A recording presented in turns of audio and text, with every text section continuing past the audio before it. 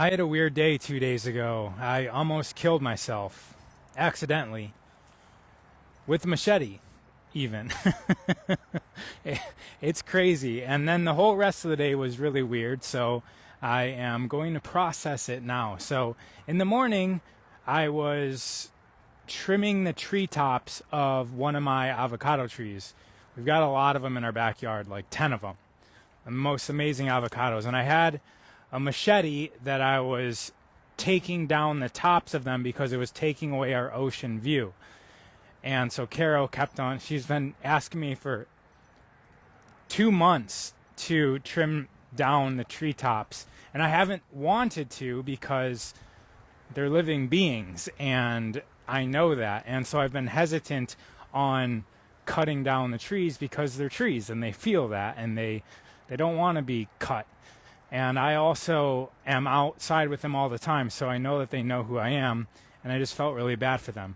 So anyways, I finally decided to do it, and I have my machete, and I'm standing on the strong branches, which don't go all the way to the top. And so I'm kind of just balancing on one of the strong branches, like the tallest of the strong branches, and I'm taking... Can you guys grab your dog, please? And so come here. And so I've got my machete, and I'm chopping the branches, and I asked myself a question: do I need to put this machete in the machete case when I'm moving around the tree? And I was like, is this going to hurt me if I don't put the machete away while I'm like swinging around from the branches and moving on the tree? And 1 minute later, I fall out of the tree. And when I fall out of the tree, luckily I was at the top of the tree, but we've got these steps, like a step garden, and so the top of the tree is next to the top of the step garden. But I fall out of the tree, and I can't really react, and I land with the machete pointed basically up from the ground, perpendicular to the ground. And I'm just looking at the machete, just thinking like, man, I could have just landed on this thing, or this thing could have sliced through my neck or my head. And it was a really weird feeling because I thought it was a tarantula. Actually, I'm just doing a sound check right now to see if this even works. So if you guys feel like the audio is okay, I just wanted to sound check a little bit on this live and make sure that this audio system I have works. But anyways, I fall out of the top of the tree. I land on the ground with the machete pointed up, and then I'm like, why did that happen, right? So I always like to look at my life as a sequence of experiences that are happening perfectly as they are, and then also as a map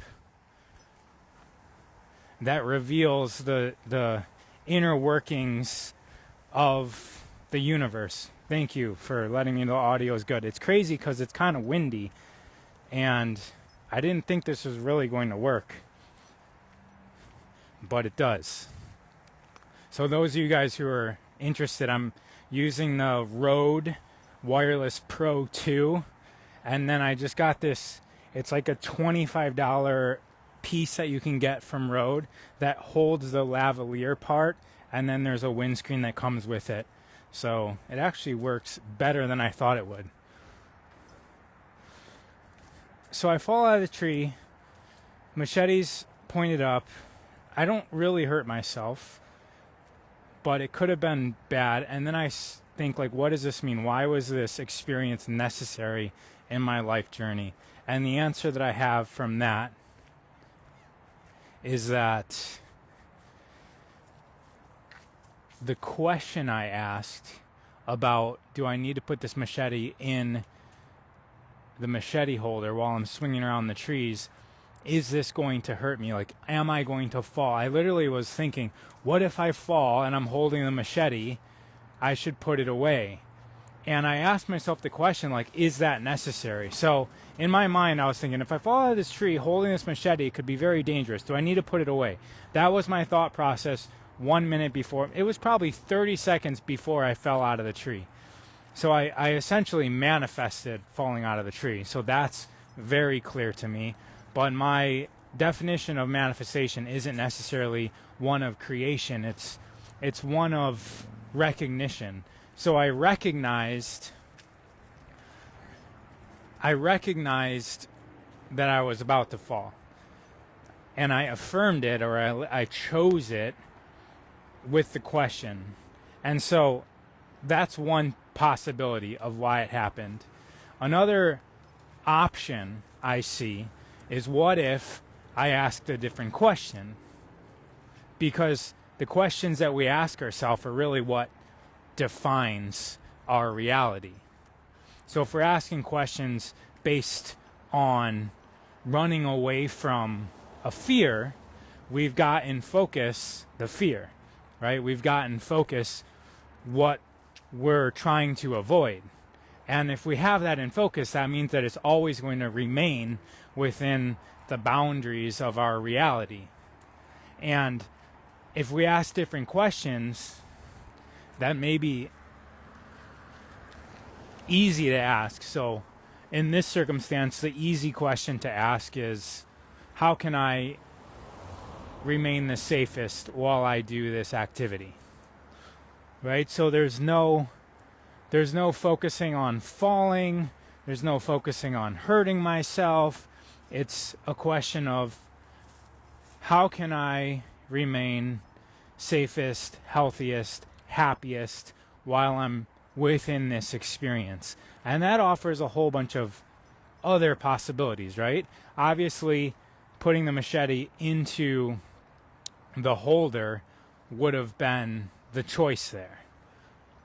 But that wasn't the question in my mind. The question in my mind had to do with, like, do I really need to, if I fall, is this, like, that was just the focus. And I literally was like, well, I'm not going to fall. Like, that was the thought. That was my affirmation. Well, I'm not going to fall, so I don't need to put the machete away. And all of that to me was just like, man, it's so amazing when we get shown our creation abilities, or when we get shown the harmony that we are and the influence that we have, with all of reality, because we are an aspect of all of reality. We are an aspect of all that is. And it's such a, it could be a meaningless situation, right? Like, I just fell out of a tree. I didn't really hurt myself, and I just could have hurt myself. But I do have the eyes to see the message there.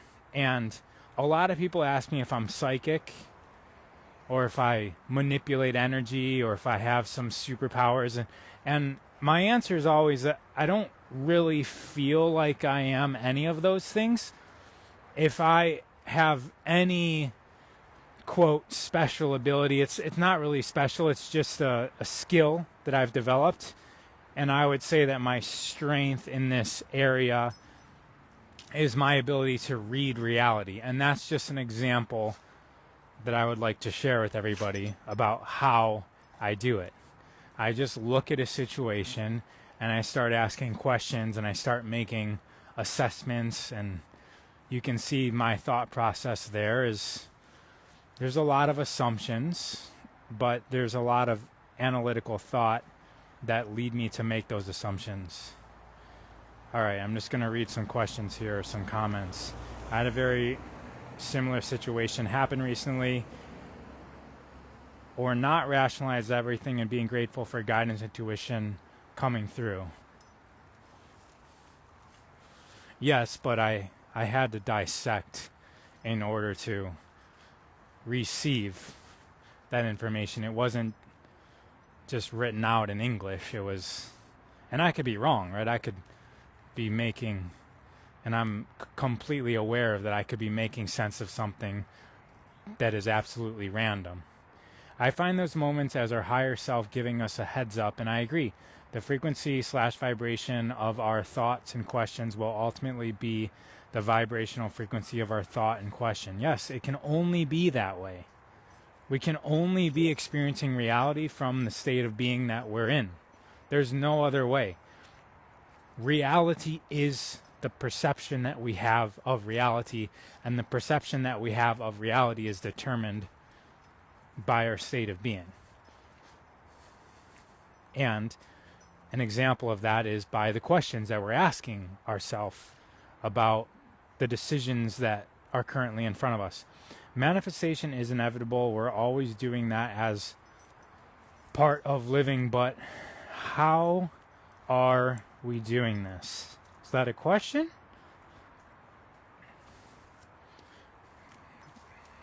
Because if it is a question, my quick answer would be because we are the universe itself. We are happening as reality is happening. This is all for us. We can all tap into supernatural if we surrender to it. You and me, we are all together. Exactly. We are happening together.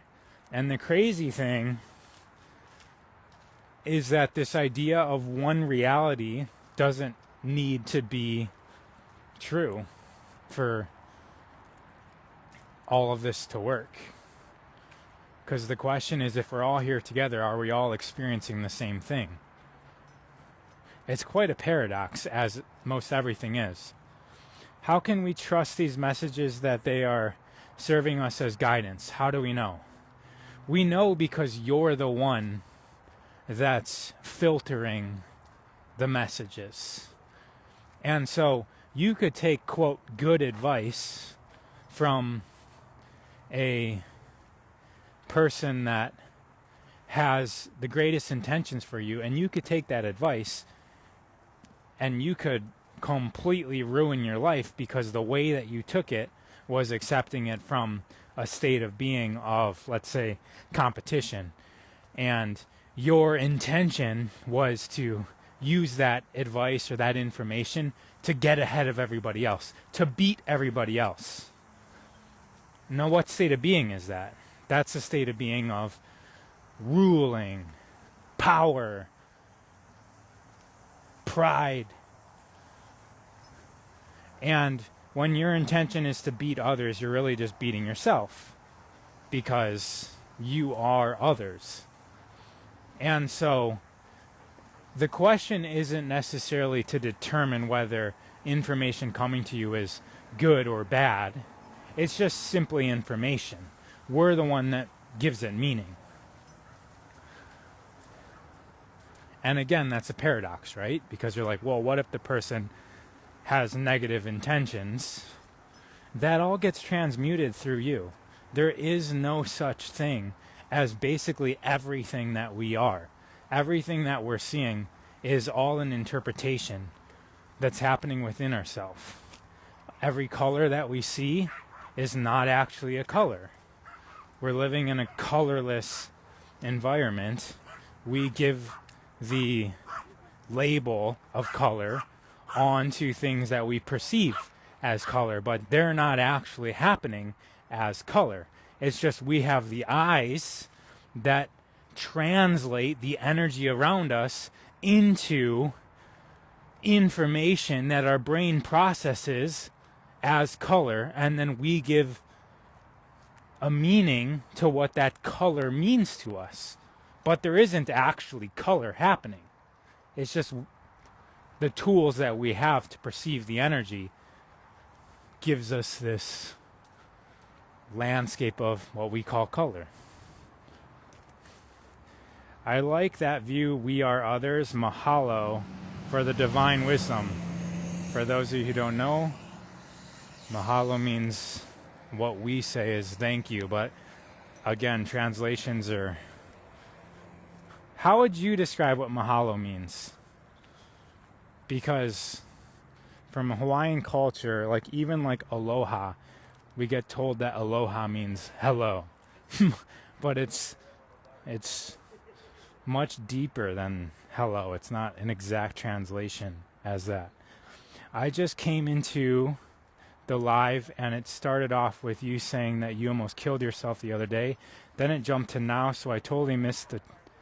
How did you miss it? The whole thing, the whole beginning was about that.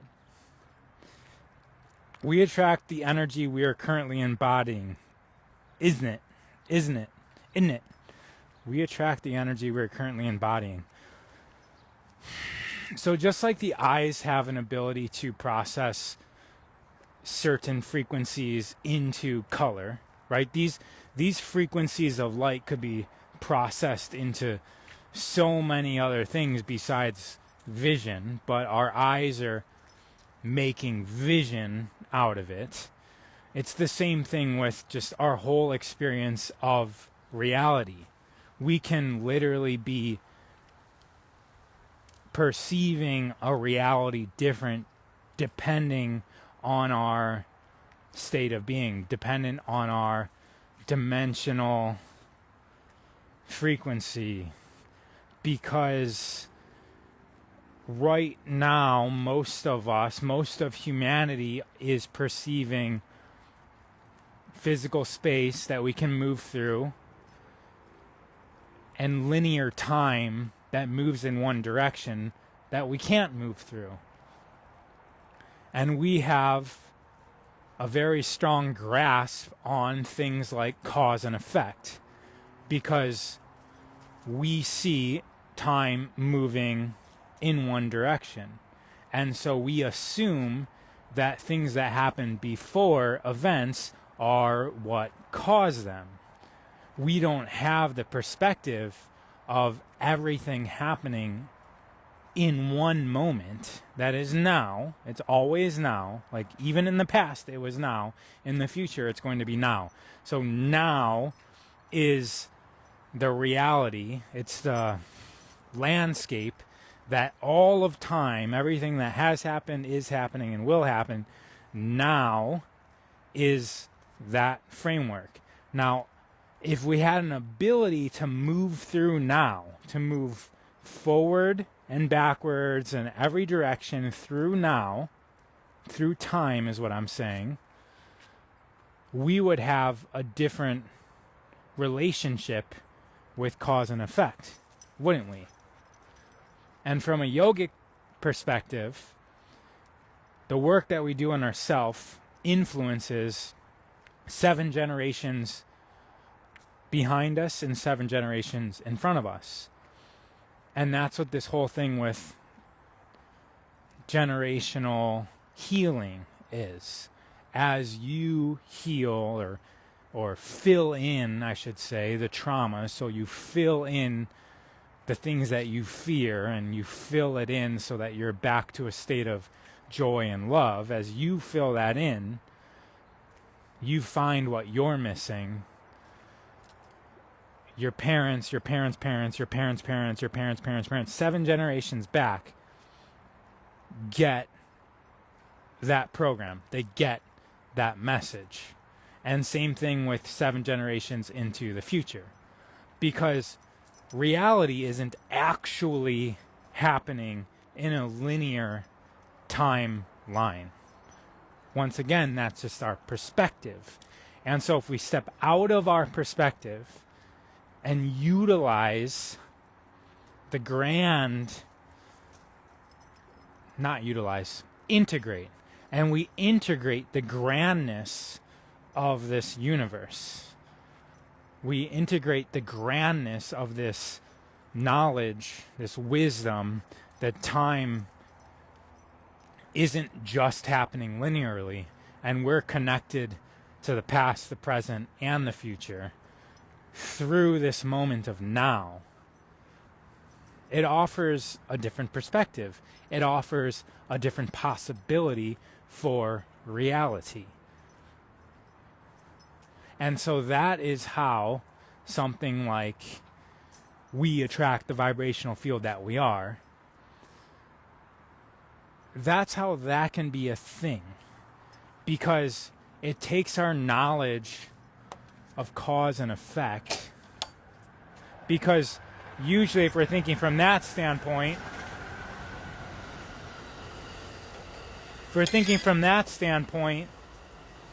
then